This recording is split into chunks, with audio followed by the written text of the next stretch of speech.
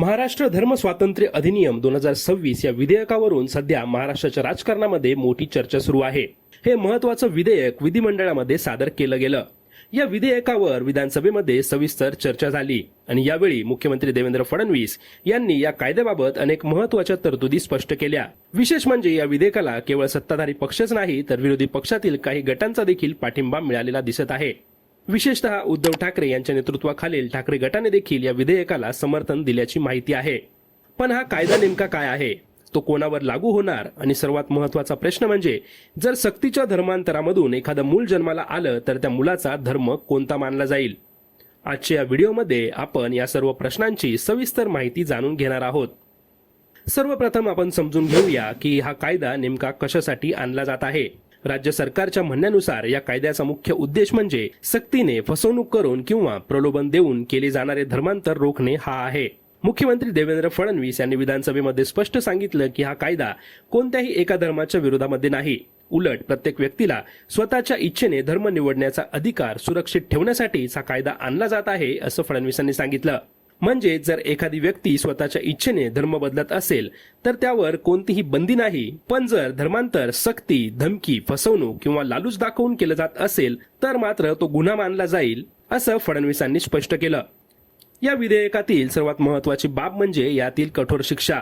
जर एखाद्या व्यक्तीचे धर्मांतर जबरदस्तीने करण्यात आल्याचं सिद्ध झालं तर संबंधित व्यक्ती किंवा संस्था यांच्यावर कठोर कारवाई होणार आहे। या कायद्यानुसार या गुन्ह्याला जास्तीत जास्त 7 वर्षांपर्यंत तुरुंगवास आणि 5 लाख रुपयांपर्यंत दंड अशी तरतूद करण्यात आली आहे। म्हणजे सरकारने स्पष्ट संदेश दिला आहे की सक्तीचे धर्मांतर कोणत्याही परिस्थितीमध्ये सहन केले जाणार नाही। या विधेयकामध्ये आणखीन एक मुद्दा चर्चेचा विषय ठरला आहे। जर एखाद्या व्यक्तीने बेकायदेशीर पद्धतीने धर्मांतर करून लग्न केलं तर त्या लग्नाचं काय होणार। याबाबत मुख्यमंत्री देवेंद्र फडणवीस यांनी स्पष्ट सांगितलं की अशा प्रकरणांमध्ये न्यायालयाच्या निर्णयानुसारच तरतुदी करण्यात आल्या आहेत। जर धर्मांतर बेकायदेशीर ठरलं तर त्या आधारे झालेले लग्न देखील रद्द घोषित केले जाईल। यासोबतच आणखी एक प्रश्न पुढे येतो, जर बेकायदेशीर धर्मांतर करून लग्न झालं आणि त्या नात्यातून एखादं मूल जन्माला आलं तर त्या मुलाचा धर्म कोणता मानला जाणार। यावर देखील मुख्यमंत्री देवेंद्र फडणवीस यांनी विधानसभेमध्ये स्पष्ट उत्तर दिलं। त्यांच्या म्हणण्यानुसार बेकायदेशीर धर्मांतर मान्य केलं जाणार नाही, त्या धर्मांतरावर आधारित लग्न देखील अवैध ठरवलं जाईल। अशा परिस्थितीमध्ये जन्माला आलेल्या मुलाचा धर्म हा आईचा जो पूर्वीचा धर्म असेल तोच मानला जाईल। या कायद्यामध्ये सरकारने एक बाब स्पष्ट केली आहे, जरी बेकायदेशीर धर्मांतर करून लग्न अवैध ठरलं तरी त्या मुलाचे कायदेशीर हक्क संपणार नाहीत।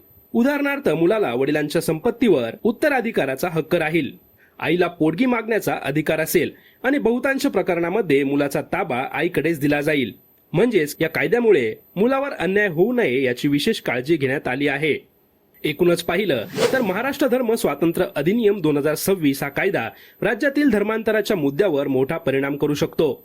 सरकारचं म्हणणं आहे की हा कायदा सक्तीचं धर्मांतर रोखण्यासाठी आहे आणि नागरिकांच्या धार्मिक स्वातंत्र्याचं संरक्षण करण्यासाठी आहे। मात्र पुढील काळामध्ये या कायद्याची अंमलबजावणी कशी होते आणि समाजावर त्याचा नेमका काय परिणाम होतो हे पाहणं महत्त्वाचं ठरणार आहे। तुम्हाला या कायद्याविषयी काय वाटतं यावर तुमचं मत कमेंटमध्ये नक्की सांगा आणि व्हिडिओ आवडला असेल तर व्हिडिओला लाईक करा, शेअर करा आणि चॅनलला सबस्क्राईब करायला विसरू नका। यासोबतच आमच्या इंस्टाग्राम आणि फेसबुक या पेजला देखील फॉलो करायला विसरू नका।